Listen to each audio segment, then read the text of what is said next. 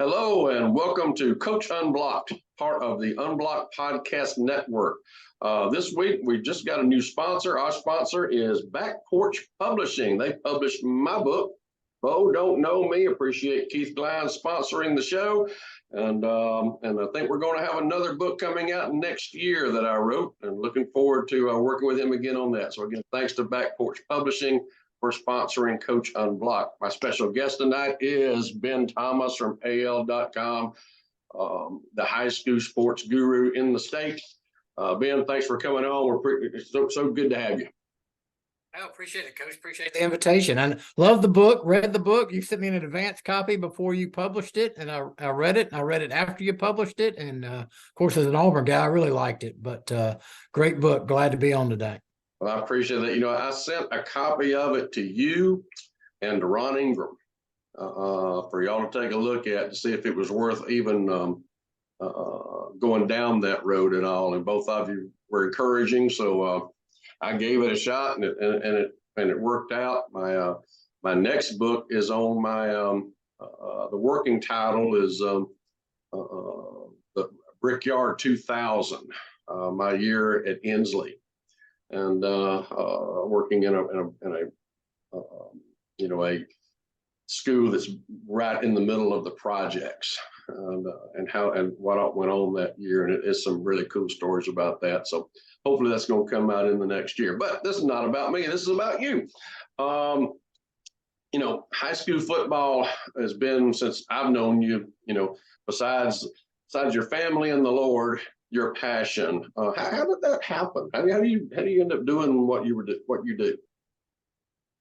Yeah, man, I think you're talking about long term, or how did I end up in this particular position? Well, just long term. No, where did your third grade teacher say, "Boy, that's a great story that you wrote," and get you fired up about writing? How did that happen? Well, if she did, I don't remember that or her, so I can't credit that. But basically, the short story is that, I mean, the long story, the true story is, as you know, Coach, that God puts us where He wants us to be and where we can have an effect on the kingdom. And so that's the true story. The outlying story is that I went to college. I grew up in Georgia. Went to college at Auburn, where most of my family went, both my parents and one of my older brothers. And I hated math, Coach, just hated it. Wasn't good at it. Had to pass 2 classes at Auburn just to get a degree, which I barely passed. But I was pretty good. I thought I was pretty good at writing. Didn't mind journalism. So I kind of fell into journalism. And it just all worked out. I got a journalism degree at Auburn. And really, the Lord's blessed me because I've never been without a job in a climate of, Right. former newspapers where, the newspapers basically almost no longer exist now. And the Lord's blessed me to keep me in a job. And I got, probably the biggest blessing in my career was a guy named Jimmy Smothers, who was the sports editor in Gadsden, Alabama for 40 years. Took a chance on hiring me right out of college with no experience other than working on the school paper for a couple of years, and taught me everything, really. I mean, what taught me about what hard work is, allowed me to cover Auburn and Alabama as well as high schools. And in fact, so much so that I went there for 2 years. I left and went to Atlanta because I just had to be in Atlanta where all my college buddies were. But I got into a miserable working environment. And if you're ever in a miserable working environment, it just makes life miserable. I mean, you just kind of dread everything. And so I was able to come back to Gadsden and work for 4 or 5 more years. And it's just kind of taken off from there. But that's kind of the short story of it. And what went timeline wise? When did you graduate from Auburn, and when were you in Gadsden? What was that window of time? Yeah, so I graduated from Auburn. I'm 55. Believe it or not, I know I look much younger. Me too. Yeah. I graduated from Auburn in the fall of 1990, or summer of 1990. So the last Auburn football game that I attended as a student was the first game at Auburn that Alabama played in 1989. On December 2nd. So that era, I went to Gadsden right after that, and just been kind of all across the state of Alabama since then. But that's where it all started.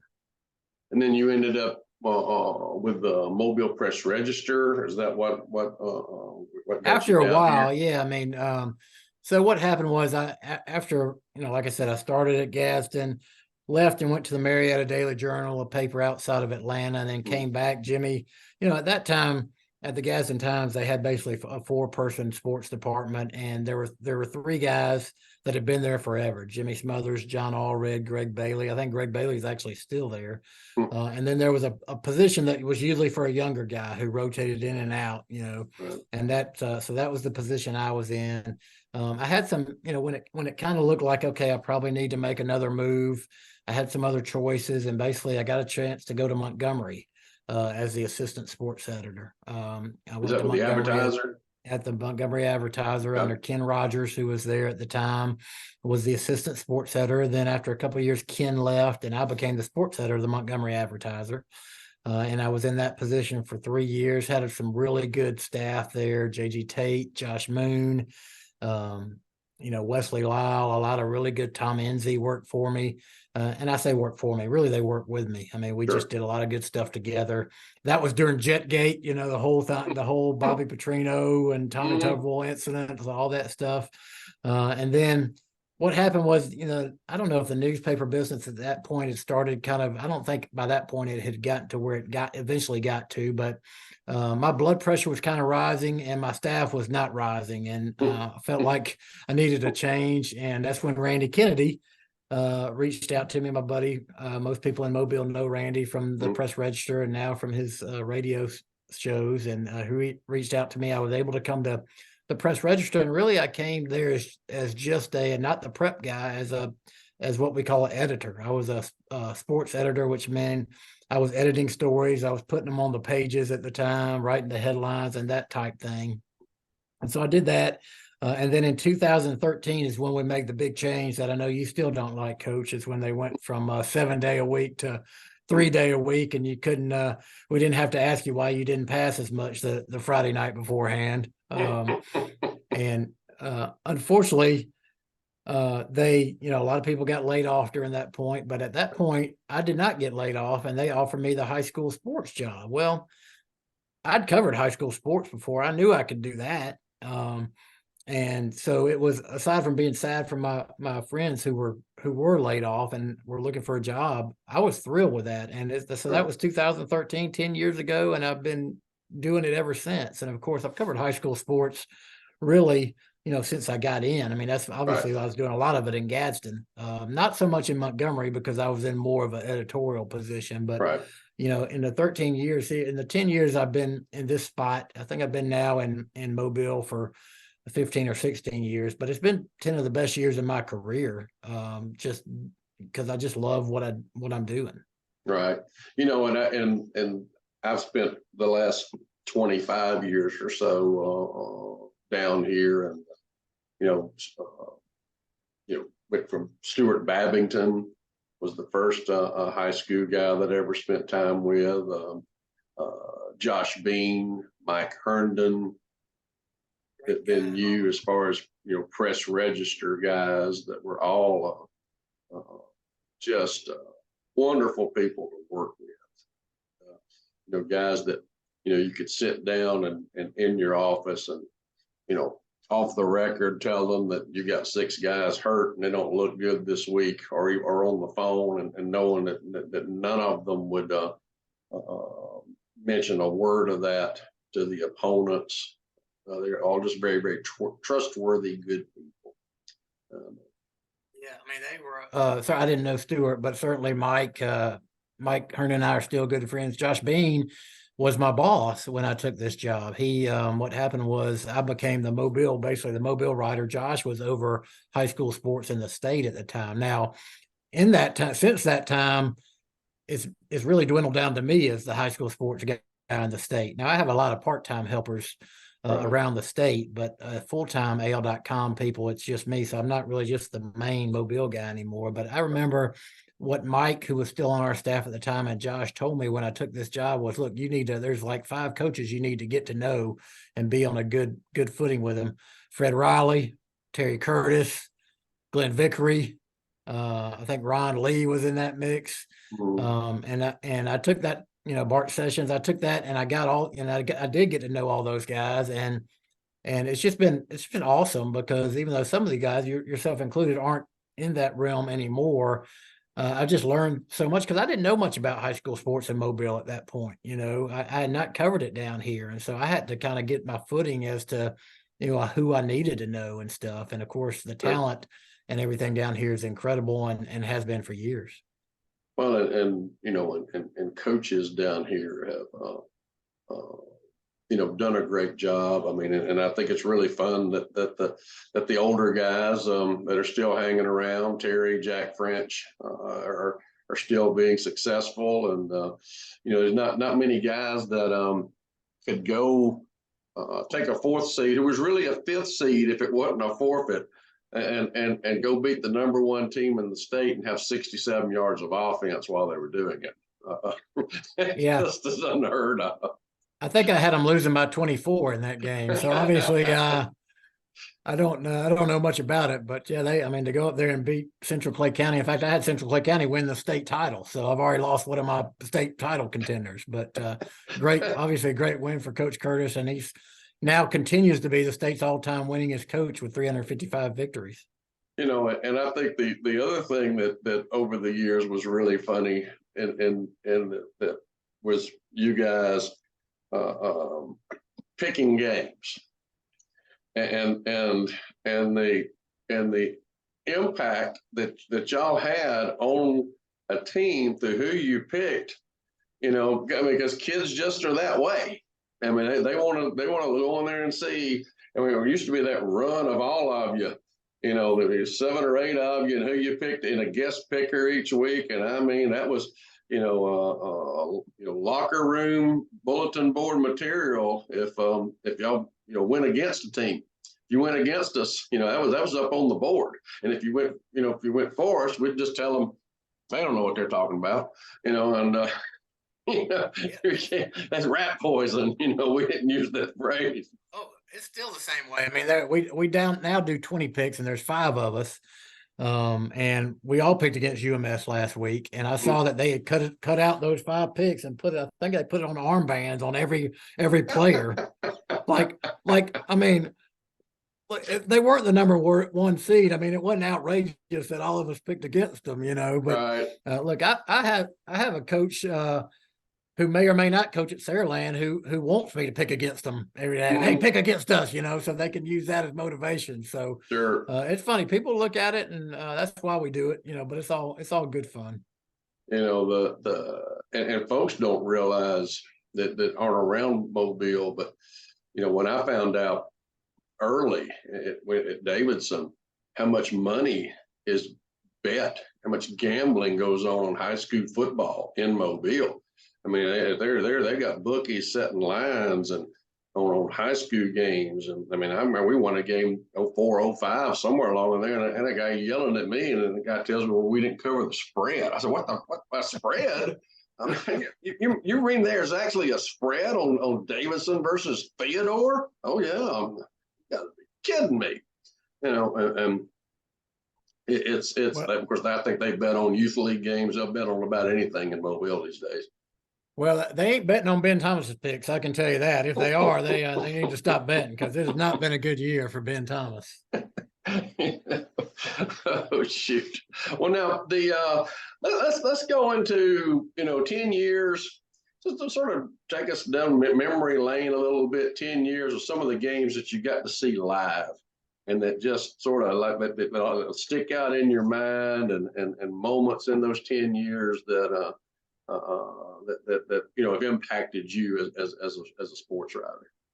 Yeah, I mean, the ones that come to mind of the most memorable games, I mean, the game between Thompson and Auburn High School for the 7A state championship. Now, that wasn't a local game for us, right. But again, I'm covering the whole state. I mean, the fact that Thompson was able to score 10 points in 18 seconds and win a game it had no business winning. Right. That was probably the most incredible finish I've had to write about. Right. Probably cost Adam Weingarten his job. I mean, just that was it was crazy. I had tweeted out, of course, Adam was at Fairhope, and we know him well. He's a good friend, and I tweeted out, so glad to see Adam, win his first state championship. And 4 hours later, somebody sent it to me. I was like, yeah, that didn't age very well, but That was certainly one of the big things. I also cover, the high school baseball game, not football wise, but the Faith Academy Hartsville baseball game, coach, a couple of years ago, where it looked like Hartsville had won the game on a tag up play. They're dog piling in Montgomery, and then Right. Matt Seymour, the Faith coach, comes out and protests, and they say the guy leaves early. The guy calls him out, and then Faith kind of dog piles and end up winning the game. I mean, those were two games that just you couldn't see coming. And that's the biggest. We were talking about on our radio show earlier. We are talking about the kick six and how just improbable, something you can't see coming. I mean, to Right. me, those are the moments that you remember. Sure. Rand, and you talk about early tweeting. It was I think it was 2016. We were playing Jackson at Ladd, and they scored to go up 49-37 on us with about a minute and a half to go. And Randy Kennedy tweeted, "It's all but over here at Ladd. Jackson goes up 49-37." And then we score on the first play. We get the ball back, kick an onside kick, get it back, score on the first play again, and the next thing you know, we're up 50-49 and win the game 50-49. And it was just, that kind of stuff that that you just always remember, just because you could play that game, that last minute and a half, over again 100 times, and it never happened that way again. I mean, there's no way. Well, that was Cephas, right? That was Cephas. Yeah, because Randy still talks about in that game he made the greatest throw he's ever seen anybody make. I'm not sure what specific play he was talking about, but he's recounted that many times. Yeah, they had and they brought Jackson brought a blitz off the edge, and Cephas avoided the linebacker and stepped up and threw a wheel route to Damaris Coleman down the sideline on the dead run, and and then of course us being high school kids, we dog pile in the end zone, lose our minds on the sideline. Now there's still 45 seconds to go. So now we get a 15-yard penalty. We go for two and miss it. So it's 50-49. We get penalized 15. Now we got to kick off from our 25. And I'm standing there thinking, they're going to kick a field goal last play of the game and beat us. Right. There'll be nothing I can do about it. And fortunately, they didn't. We got them. They never got in field goal range, and we ended up winning the game. I remember shaking hands with Danny Powell after the game. I mean, there were 1,100 yards of offense in that game, and it was they threw for like 500, and we threw for 400 and ran for 200. It was nuts. And he came in and did a tremendous job. He had a good throwing football team, and we couldn't cover him. I mean, it's one of them nights we just could not cover them. And but again, the way it all went down in the end was what was so memorable, certainly, no doubt. So now you spent years going to the sideline, being at the game, covering the game live, right in the middle of it, trying not to get run over. All those things. Now you sort of do it from football Friday night headquarters in your home office, right? How does that work? Yeah, I mean that's kind of the part of the process of the staffing situation. It's not as fun. I mean, I like being out at the games, and I do still go. I mean, obviously, I go to the championship games. I'll be at the Super 7. Probably when we get to the semifinals and that type stuff, hopefully I'll get to go. And I usually go on a Thursday night. We don't have as many games on Thursday, coach, as we used to. We used to have those Saturday games. And right. I think you were the first one who finally said, we ain't playing on Saturday. We're going to play. In fact, one time you went to Mary G. Montgomery to play a game against somebody else, I think Viger, just so you wouldn't play on Saturday, right? We did. You're exactly right. I mean, and we go around and around about, sharing Ladd at that time of like 5 teams. And, before you were here, I mean, that it was McGill and Steve Savarese that got stuck in the draw one year. It was like 2004 where he drew like 4 Saturdays in a row. I mean, it was just awful, and every time you turned around, because you were just drawing out of a hat. Yeah. And he just kept drawing Saturday and wow. and got stuck. And That'll hurt your attendance. Certainly. Now, there's not anything else going on Saturday in the state of Alabama.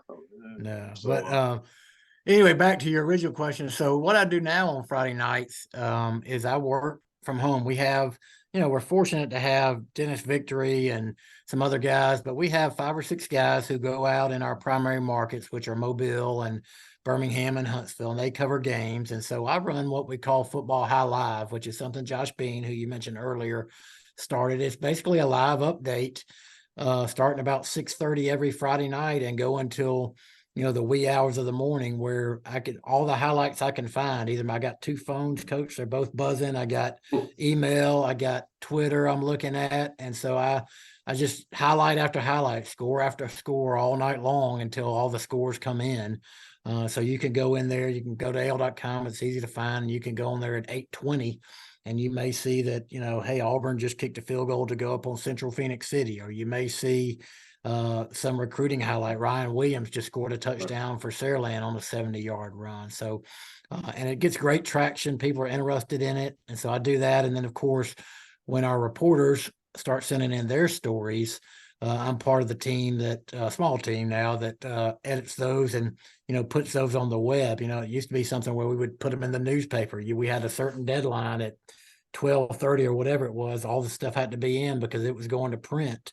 Right. No matter what. Well, now we don't have that hard deadline. But now in some ways it's even harder because you want to get it online as quick as you can because people are looking for it there. So sure. That's what I do. I still go out when I can. In fact, you mentioned not getting run over. I've gone back and forth on where I like to cover games. It used to be I'll be in the press box, but now most press boxes don't have room for the press. Right. Right. But so now I like to cover it on the game. I like to hear the chatter on the sideline. I like to be on the sideline, but I did get run over first time ever. First game I went to this year, St. Michael and Gulf Shores, and that was pregame. And I was talking to Philip Rivers, the St. Michael coach, NFL legend, and they were, his team was behind me, but they were doing like punts, and there was nobody near me. Well, all of a sudden, the punt came my way, and the guy who was catching it, he had his back to me. I had his back to him, and he just flattened me, and it was kind of embarrassing, but it was all right. Funny story you'll get, Coach Philip Rivers, when his first game as coach at St. Michael, down at that same Fairhope field where the Storm plays. Right. I was on the sideline, and he and I had developed already a pretty good relationship. But this was his first high school game, as head coach, and they're beating McIntosh, I think is who they were playing. They're beating them pretty bad. And, I'm on the sideline, and I'm walking by him, and I'm keeping my stats. He looks at me and said, "Hey, Ben, y'all can just walk on the sidelines down here?" And I'm like, well, yeah, it's not quite like the NFL. I just kind of do what I do. And he was laughing about it, but that was a funny moment.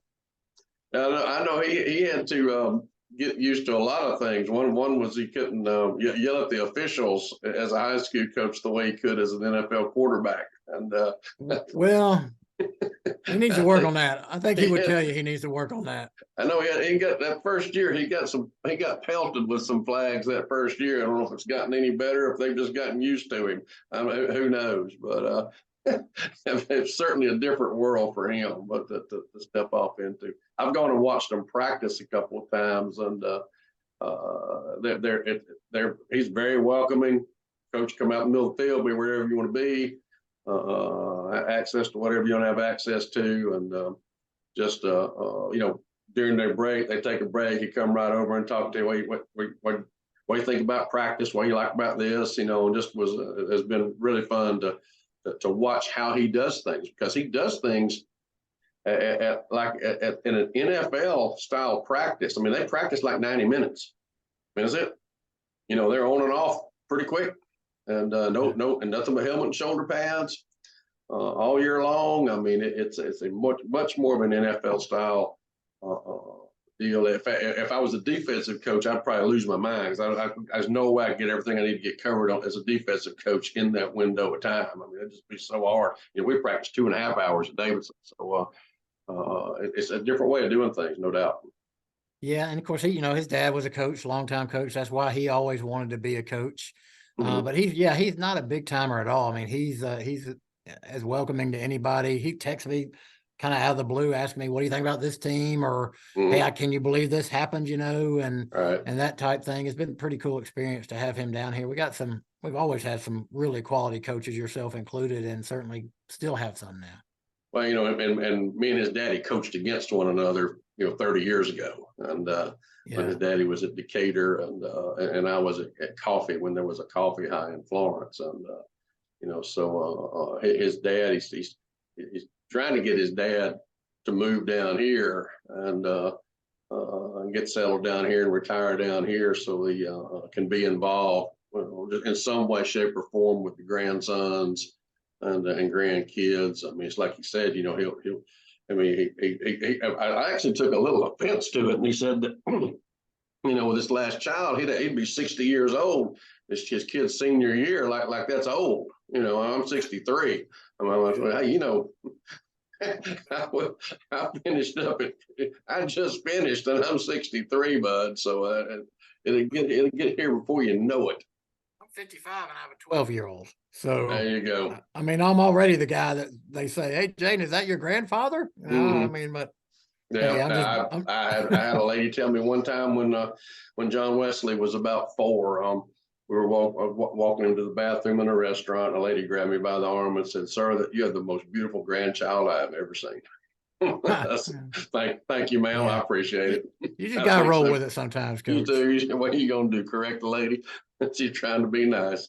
Oh shoot.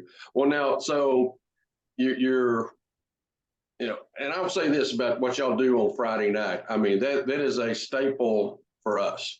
When me and Susan, we watch UTV 44 game of the week in the regular season. If we're at home, we're going to watch that game and text in to Jim and Dan regularly and try to and hey, watch a halfback pass right here or something like that. And have fun with them, and but also checking refreshingal.com regularly to check that because there's so many updates and they're so timely. Between that and Twitter, and following the high school guys on Twitter, they're posting stuff rapidly. I mean, that at our house from 7 o'clock till 10 o'clock at night on Fridays. I mean, that's what we're doing. It gets obviously now this time of year it gets a little easier. During the regular season, my goal is to go to bed by 2:30 on a Saturday morning, and that's usually when it is. By the time we get all the scores in, we post all the stories. I kind of go back through it to make sure I have a checklist of what we're covering. We got all these stories. Yeah, we got them all. Check the headlines to make sure we don't have any, busted headlines, stuff that doesn't work. And so I try to go to bed by 2 or 2:30. But, during the playoffs, it's, as we have less and less teams, it gets a little smoother.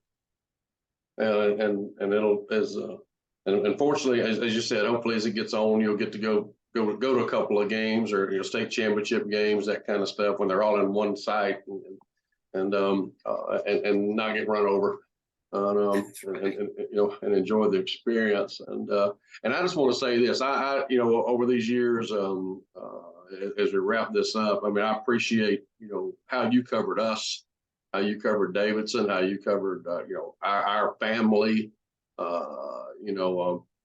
the Riley family as a whole. I mean, I'm sitting here in my office. I've got 1, 2, 3 Ben Thomas articles framed, hanging in the office, and a couple more in the closet just because I didn't have enough room to put them on the walls. And there are things that we treasure, and we appreciate. It was an honor to cover you and still cover you when I can. And really, you asked me about memorable games and that type stuff, and there certainly have been some. But really, what I enjoy about this, the reason why God placed me here, I think, is to make relationships with the coaches and the players. And on the high school level, as you know, Coach, you can do that, especially nowadays, a lot better than you can on the college level or whatever. Sure. I mean, the college level, you get almost no access, and it's what they need, not what you need. Whereas on high school, almost to a coach I've ever dealt with, they're welcoming. Just call them. Yeah, sure. What can we do for you? And that type thing. And it's just been a blessing to me to get to know some of the players you get to know along the way. one of my top memories was, Deshaun Davis, who played at Viger, all SEC Auburn player, now coaching with Brent Dearman, who we know at North Alabama. Well, Deshaun, as you know, tore his ACL in the spring before his senior year. And that was kind of right at the start of this whole AL.com thing. And so we came up with the idea of, hey, why don't we get him every week and take him around the area and let him interview some college recruiting prospects. So I would pick Deshaun up from Viger, and we would go to St. Paul's and interview Trey Williams, or wherever the stars were. And I just held the camera, very, very low tech at the time. Right. I just held the camera, and he did the interview, and we called it Down with Deshaun. And I don't know if it was a hit or not, but I enjoyed doing it. I got to know him. I think he thrived in a year where he couldn't play his senior year. Right. So look, I'm just fortunate, Coach, to be that God's kept me in a working position for this long, and that I've dealt with people like you and other people along the way. So I'm blessed. And also just appreciate the work that you do at Jubilee Baptist Church. I know your home church. I was one of the founding deacons of that church many moons ago, 1996, 7, 8, somewhere along in there, when we started that church. And I play golf with in Mike Selby's golfing group that plays about preachers and deacons and all that stuff. And we got canceled today because of the rain, actually. And I'm concerned because they didn't get me playing with them till past halfway through the season. And I'm afraid Bill Rowland is going to have finished higher in the standings than me, and because I haven't played in enough events. And so I was really upset that we didn't get to play today, because I think it was going to catapult me past Bill far enough that there was no way that his name would be above mine on the winnings list for the year. But now I may have to, put it all together when we play in a couple of weeks. But that's a fun bunch of guys, and I like picking at him anyhow. He's such a good guy, and an Auburn guy too. So Bill's a good guy. Yeah, we that's where my wife and I fell into after we got married. Somebody recommended Jubilee to us, and of course I grew up Methodist, and so my mom had 3 boys, and we're all Baptist now, and she's Methodist. She thinks she did something wrong, Coach. But we went there. We tried it out one day, and the sermon, no kidding, was 8 reasons to find a new eight reasons why you're looking for a new church, or something like that. Eight things about a good church, and we're like, well, half of those things we're thinking about. So we've been blessed to be involved there, and hopefully always will be. And again, God's blessed me he's given me everything I have. When I came from Montgomery to Mobile, I had no wife and no hopes of a wife, and I got married and had 2 stepkids, and now we have, and pretty soon after that we had Jaden. So it's, and then he put me in this position, that I never would have thought 20 years ago that, man, I'd love to be the prep writer, but it's been a blessing. I understand. We, where you're supposed to be, doing what you're supposed to be doing, and that's a wonderful place to be. And we appreciate you. I know our folks that subscribe to this will look forward to hearing from you. I know we'll probably pick up some new subscribers because it is you, and I appreciate you coming on and helping us out. You know how I feel about you. I love you. You're a great man. You have a great family, and I appreciate all you've done for high school football and what you continue to do, and look forward to seeing you soon. Okay. Coach, I appreciate it. God bless you and Susan. Tell her I said hello. I will, partner. Thanks, buddy. All right. All right.